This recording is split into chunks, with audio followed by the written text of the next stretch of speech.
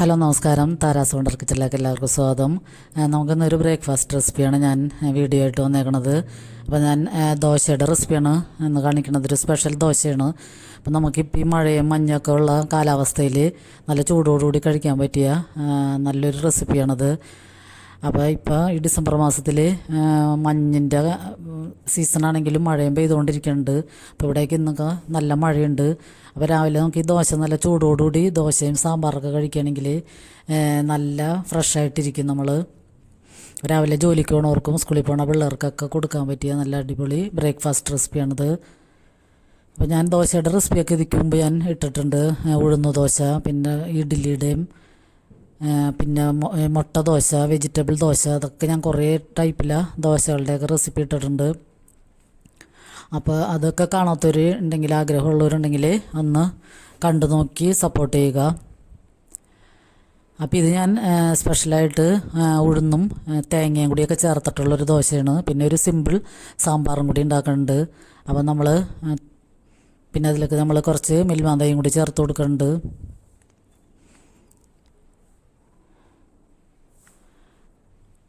അപ്പോൾ നമ്മളുടെ രാവിലത്തെ ബ്രേക്ക്ഫാസ്റ്റ് ദോശയും സാമ്പാറും ചായയാണ്. അപ്പോൾ അതിൻ്റെ പ്രിപ്പറേഷൻ എങ്ങനെയാണ് നമുക്ക് നോക്കാം. അപ്പോൾ തലേ ദിവസം ഞാൻ ഉഴുന്നും ഉലുവയും കൂടിയാണ് വെള്ളത്തിലിടുന്നത്. വറുത്തരിപ്പൊടി വെച്ചിട്ടാണ് ഞാൻ ഈ ദോശ ഉണ്ടാക്കിയേക്കണത്, പച്ചരി വെച്ചിട്ടല്ല. അപ്പോൾ പച്ചരി വെള്ളത്തിലിട്ടിട്ട് അങ്ങനത്തെ ദോശയും ഞാൻ ഉണ്ടാക്കിയിട്ടുണ്ട് ഇതിക്ക് മുമ്പ്. അപ്പോൾ ഇത് ഉഴുന്ന്, ഒരു ഗ്ലാസ് ഉഴുന്നും 2 ടീസ്പൂൺ ഉലുവയും കൂടി വെള്ളത്തിൽ 3-4 മണിക്കൂർ വെള്ളത്തിലിട്ടിട്ട് ഞാൻ വൈകുന്നേരം അടിച്ചു വെക്കണതാണിത്. അപ്പോൾ അടിച്ചതിന് ശേഷം നമുക്ക് ആ മിക്സിയിൽ തന്നെ ഇട്ടിട്ട് കുറച്ച് തേങ്ങയും കൂടി അടിച്ചു കൊടുക്കാം. അപ്പോൾ തേങ്ങ ചേർക്കുമ്പോൾ നമുക്ക് ഈ ദോശയിൽ നല്ല അടിപൊളി ടേസ്റ്റാണ്. നമ്മൾ പാലപ്പത്തിലും വെള്ളയപ്പം, വട്ടയപ്പമൊക്കെ ഉണ്ടാക്കുമ്പോൾ തേങ്ങ അടിച്ച് ചേർക്കാറുണ്ട്. അപ്പോൾ ഉഴുന്ന ദോശയിലും കൂടിയും ഈ തേങ്ങ ഒന്ന് ചേർത്ത് നോക്കും, നല്ല അടിപൊളി ടേസ്റ്റാണ് ഇതിന്.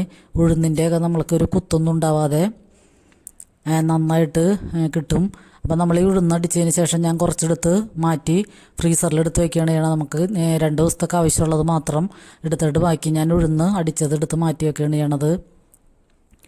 അപ്പോൾ ബാക്കിയുള്ള ഈ ഉഴുന്നിൻ്റെ കൂട്ടിലൊക്കെ നമുക്ക് തേങ്ങ അടിച്ചതും കൂടി ഒഴിച്ചു കൊടുക്കാം. ഇതിൽ വേറെ ചോറോ അല്ലെങ്കിൽ തേങ്ങ വെള്ളമോ ഈസ്റ്റൊന്നും ചേർക്കണില്ല. ഈ തേങ്ങ മാത്രമാണ് ഞാൻ പഠിച്ചൊഴിച്ച് ചേർത്ത് കൊടുക്കണത്. എന്നിട്ട് ഇതിലേക്ക് നമ്മൾ വറുത്തരിപ്പൊടി ചേർക്കുന്നുണ്ട്. അപ്പോൾ ഒരു ഗ്ലാസ് ഉഴുന്നിന് 2-2.5 ഗ്ലാസോളം വറുത്തരിപ്പൊടിയാണ് ഞാൻ ചേർത്ത് കൊടുക്കുന്നത്. പിന്നെ അതിൻ്റെ കൺസിസ്റ്റൻസി അനുസരിച്ച് പാകത്തിനുള്ള ദോശമാവിനോ ഇഡ്ഡലി മാവിനോ ഏതിനാണെന്ന് വെച്ചാൽ അതിൻ്റെ പാകത്തിനുള്ള വെള്ളവും കൂടി ചേർത്ത് കൊടുക്കാം. എന്നിട്ട് നമ്മൾ രാത്രിയാണ് ഞാനിത് ചെയ്ത് വെക്കണത്. അപ്പോൾ രാവിലെ എനിക്ക് നോക്കുമ്പോഴാണ് ഇങ്ങനെ നന്നായിട്ട് പൊന്തി വന്നിട്ടുണ്ട്.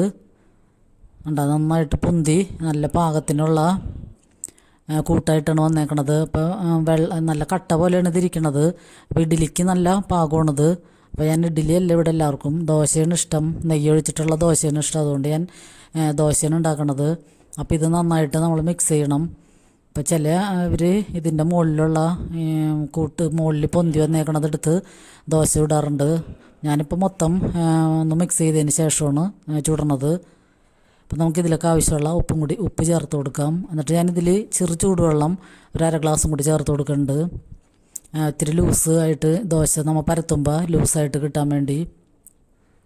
എന്നിട്ട് നന്നായിട്ട് മിക്സ് ചെയ്ത് നമുക്ക് ദോശ ചുട്ടു തുടങ്ങാം. അപ്പോൾ ഇങ്ങനെ ഒരു പ്രാവശ്യം എല്ലാവരും ഒന്ന് ദോശ ചുട്ട് നോക്കുക. ഉഴുന്നും തേങ്ങയും കൂടി അടിച്ചിട്ട് വറുത്തരിപ്പൊടി ആയാലും മതി. നമുക്ക് പച്ചരി ഇപ്പോൾ വെള്ളത്തിലിടാൻ ഇല്ലെങ്കിൽ വറുത്തരിപ്പൊടിയിൽ ദോശ ചുട്ടെടുക്കാം.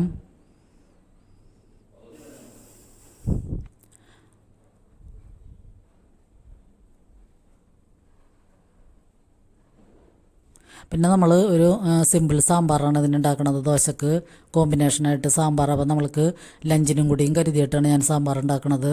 നമ്മളുടെ വീട്ടിലുള്ള പച്ചക്കറികൾ ഏതാണെന്ന് വെച്ചാൽ അതൊക്കെ ഇട്ടിട്ട് നമുക്ക് സാമ്പാർ ഉണ്ടാക്കാം.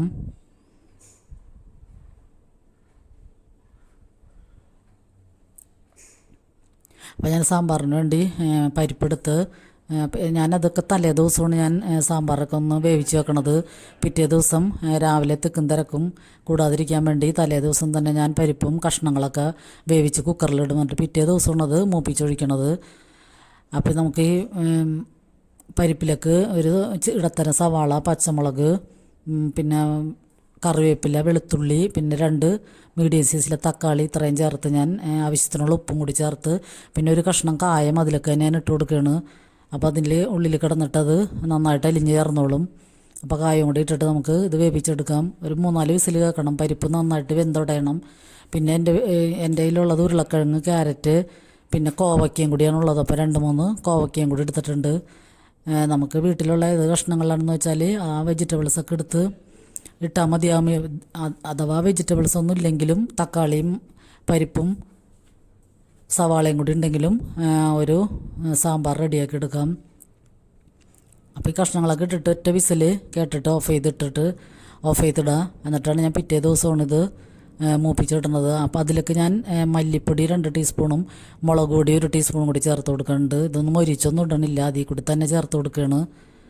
പിന്നെ ഞാൻ ഇതിലേക്ക് പുളിയും കൂടി ഇട്ട് കൊടുക്കുന്നുണ്ട്. വാളംപുളി, നമ്മുടെ പുളിക്ക് ആവശ്യമുള്ള വാളംപുളി കുറച്ചാണ് ഞാൻ ഇട്ട് കൊടുക്കണുള്ളൂ. തക്കാളി ചേർത്തേക്കണ കാരണം അധികം പുളിയുടെ ആവശ്യമില്ല. അപ്പോൾ അതുകൊണ്ട് വാളംപുളിയും കൂടി ചേർത്ത് കൊടുക്കുന്നുണ്ട്. എന്നിട്ട് ഇതൊക്കെ ഒന്നിച്ചിട്ടിട്ടാണ് കുക്കറിൽ ഒരു വിസിൽ ഏൽപ്പിക്കണത്. അപ്പോൾ നമ്മൾ സിമ്പിളായിട്ട് വയ്ക്കുമ്പോൾ ഇതൊക്കെ പൊടികളൊക്കെ മൊരിച്ചും ഒന്നും വയ്ക്കേണ്ട ആവശ്യമില്ല. അപ്പോൾ നമ്മുടെ ഈ കഷ്ണങ്ങളും വെന്തിട്ടുണ്ട്. അപ്പോൾ അത് നല്ല അടിപൊളിയായിട്ട് കിട്ടിയിട്ടുണ്ട്. അപ്പോൾ ഇത് ഞാൻ പിറ്റേ ദിവസമാണ് പിന്നെ കാണിക്കണത്. പിന്നെ അതിലൊക്കെ നമ്മൾ കടുകും ഉലുവയും വറ്റൽമുളക്, കറിവേപ്പില ഇത്രയും പൊട്ടിച്ച് ഇട്ട് കഴിഞ്ഞാൽ നല്ല അടിപൊളി സിമ്പിൾ സാമ്പാർ റെഡിയാണ്.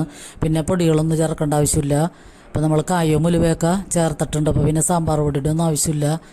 കുറച്ച് മഞ്ഞൾപ്പൊടിയും മുളക് പൊടിയും മാത്രം ചേർത്താൽ മതിയാകും.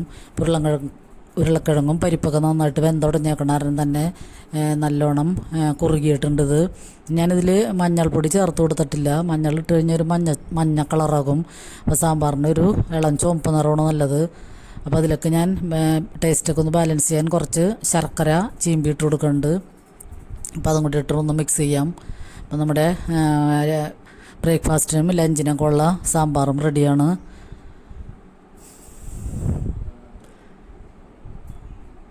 അപ്പോൾ ഇതിക്ക് മുമ്പുള്ള വീഡിയോസൊക്കെ കണ്ട് സപ്പോർട്ട് ചെയ്യണം എല്ലാവർക്കും ഒരുപാട് നന്ദിയുണ്ട്.